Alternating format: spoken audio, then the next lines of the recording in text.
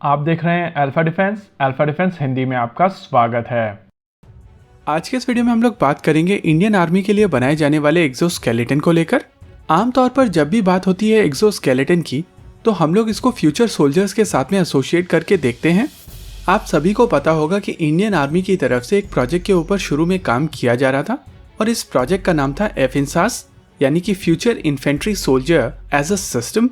हालांकि बाद में रियलिस्टिक तरीके से सोचते हुए इंडियन आर्मी ने इस प्रोजेक्ट को दो हिस्से में बांट दिया था। पहले प्रोजेक्ट के तहत इंडियन आर्मी अपने सोल्जर्स को best available assault rifle, carbine और पर्सनल इक्विपमेंट जैसे कि बुलेट प्रूफ जैकेट, हेलमेट्स और नाइट विजन डिवाइसेस से इक्विप करना चाहती थी और सेकेंड फेज के दौरान बैटलफील्ड मैनेजमेंट जैसे सिस्टम्स के ऊपर काम करना चाहती थी। अब इंडियन आर्मी की तरफ से ये जो बेसिक रिक्वायरमेंट थी जैसे कि assault rifle, bullet proof jackets और हेलमेट्स, वो मोर और लेस कंप्लीट कर ली गई है। रही बात कार्बाइन को लेकर तो ये रिक्वायरमेंट भी आने वाले कुछ समय में कंप्लीट कर ली जाएगी। अब भारत के पास में देसी ऑप्शंस हैं जैसे कि PLR सिस्टम्स की गन, SSS डिफेंस की कार्बाइन या फिर दूसरे और वेंडर्स की तरफ से मेक इन इंडिया के तहत बनाई जाने वाली गन्स। कहीं ना कहीं यही कारण है जिसके वजह से कराकल वाली डील को कैंसिल कर दिया गया है, क्योंकि इस समय भारत के पास में अपने खुद के ऑप्शंस अवेलेबल हैं। रही बात नाइट विजन डिवाइसेस की तो helmet mounted panoramic night vision devices Indian army की अलग अलग कमांड्स अपने लेवल पर अक्वायर कर रही हैं।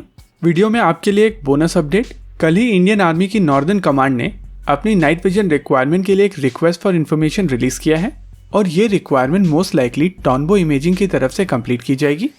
यानी कि इंडियन आर्मी की तरफ से इन्फेंट्री सोल्जर की बेसिक रिक्वायरमेंट ऑलमोस्ट एड्रेस कर ली गई हैं और इसी वजह से अब इंडियन आर्मी की तरफ से बैटल मैनेजमेंट सिस्टम्स के ऊपर फोकस किया जाएगा।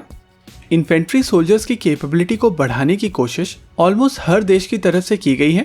पास में कई देशों की तरफ से बायोलॉजिकल एजेंट्स का प्रयोग किया गया है, यानी कि कुछ हद तक कैप्टन अमेरिका बनाने की कोशिश की गई है।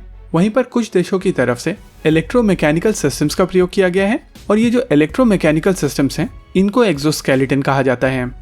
एक इंसान की शक्ति काफी हद तक उसकी हड्डियों के वजन उठाने की क्षमता के ऊपर डिपेंड करती हैं और इंसानी शरीर के अंदर जो हड्डियों का ढांचा होता है उसको स्केलेटन कहा जाता है, लेकिन ये स्केलेटन शरीर के अंदर होता है।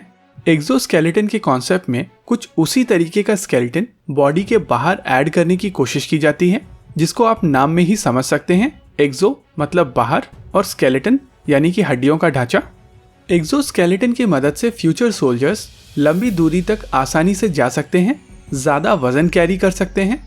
इनफैक्ट कुछ टेस्ट में पाया गया है कि इस तरीके के सिस्टम्स के प्रयोग से इंसानों की एजिलिटी भी बढ़ती है, यानी कि ओवरऑल एक पावर्ड एक्सोस्केलेटन की मदद से फ्यूचर सोल्जर्स की कैपेबिलिटीज में काफी ज्यादा बढ़ोतरी होने वाली है।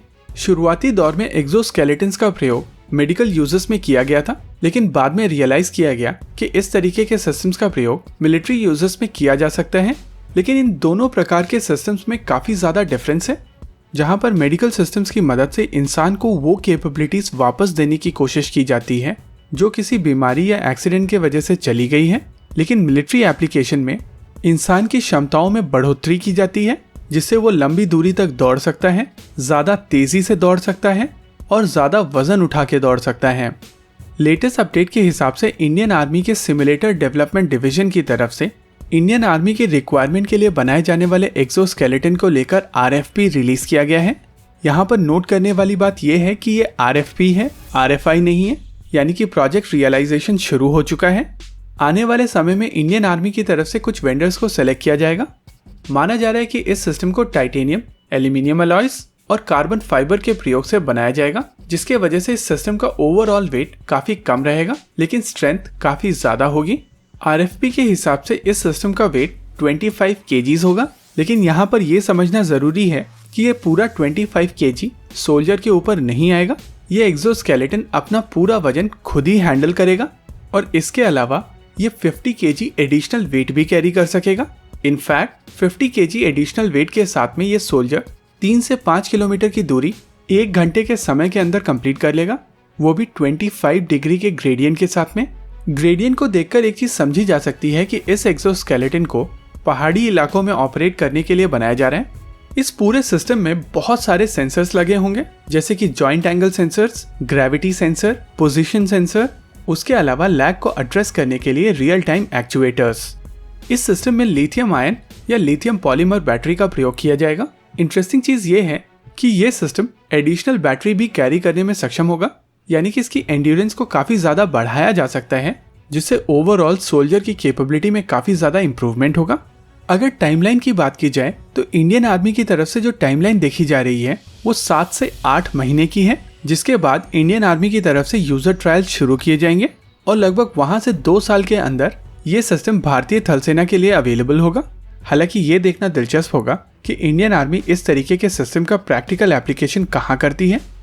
इसी के साथ आज के इस वीडियो में रखते हैं केवल इतना ही। अब बात कर लेते हैं आज के क्विज की। इंडियन आर्मी की कौन सी डिवीजन इस एक्सोस्केलेटन के ऊपर काम कर रही है? आप अपना आंसर हमें कमेंट सेक्शन में जरूर दीजिएगा। वीडियो को अंत तक देखने के लिए धन्यवाद। देखते रहिए अल्फा डिफेंस। जय हिंद।